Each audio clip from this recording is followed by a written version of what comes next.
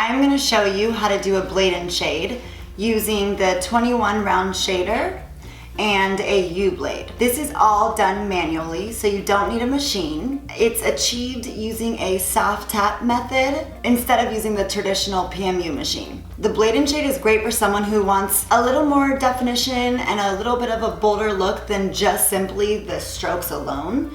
My name's Christy and I'm the owner of Boss Brows. I've been in this beauty industry for almost 9 years now. I'm a 4-time certified microblading artist and trainer. My channel is all about sharing tips and tricks with fellow microblading artists, so hope you like it. And if you do, make sure to subscribe right down here. The first thing I do in my blade and shade is I fill in all of my strokes. When I do a blade and shade, I tend to leave a little more room in between my strokes so that there is enough space for the shading.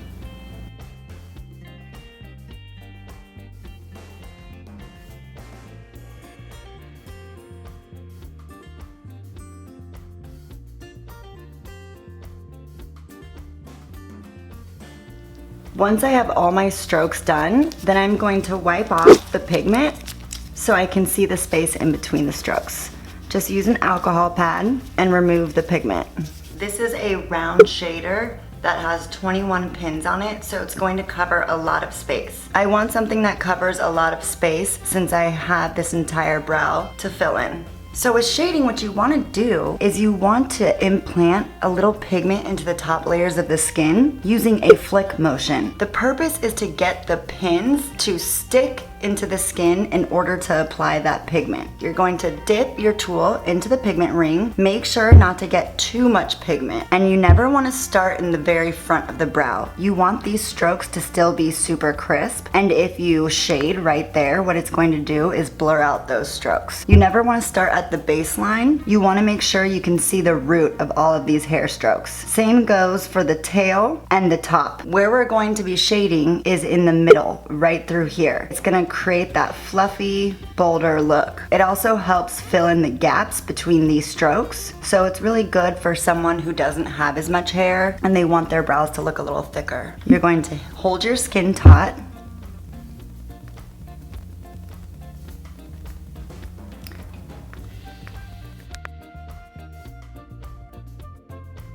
You don't need that much pigment. Once you've placed a little pigment on the brow, you always want to check your work before moving on.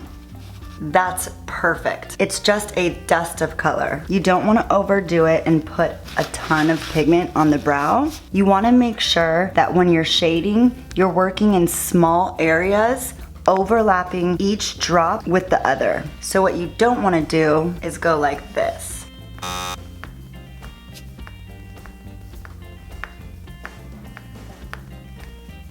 This won't look even. It will look very spotty and dotty. You also don't want to have a heavy hand. You want this to look like a powder effect. So overlapping where I put my needle before, I'm not gonna go here, I'm gonna go right here. So I'm touching new skin, but I'm also touching part that I've already gone over, working in a little area at a time. See how this is sticking? That's what you should feel. It should be a little stick with the skin. That's the only way to get pigment into the skin. So you want to go right in between those strokes, overlapping.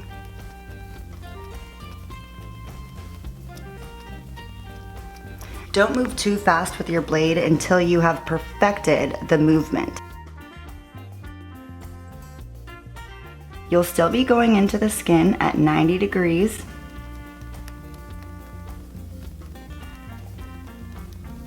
But instead of a pull or a push, it's almost like a little bounce.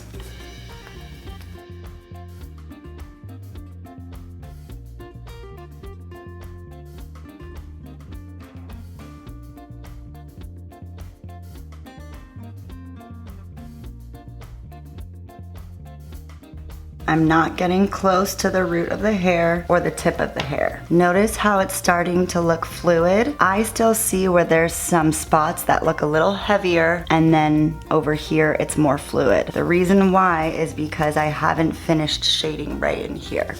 So there's still some spots that I need to go over. This is why you don't want to move around. When you're doing the shading, you want to work in one little area, super concentrated, and then move on to the next area.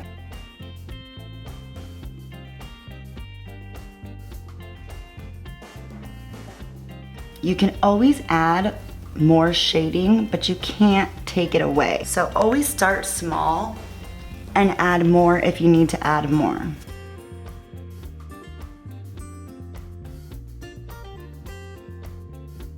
With microblading, you'll hear that Velcro sound. With this, it's like a little flick.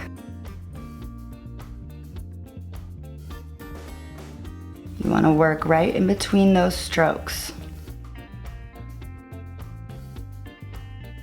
The great thing about shading is you can make it look extremely soft and natural, or bold and dark. But again, with the blade and shade, when you're combining the strokes and the shading, you really just want to use this shading as a dust of color. It shouldn't take over the eyebrow. Otherwise, you won't see your strokes anymore. The strokes will blur out once it heals. So I'm not going to the very end of the tail because I still want to see those crisp strokes. I'm not going to the root or the tip, and I'm not doing the very front. So you can see how right in here, I need to add a little more shading because it's not heavy enough right there. Just going to go over the area that doesn't have enough. If you don't overlap your pumps, it will look super dotty instead of like one fluid powdered filled brow. So it's super important to overlap.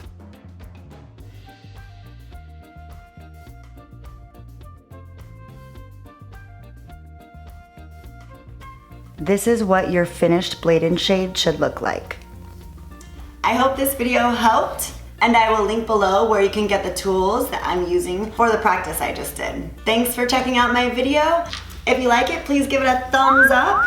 And if you didn't like it, then just stop watching. And if you want to see more, make sure to subscribe right here. Thank you.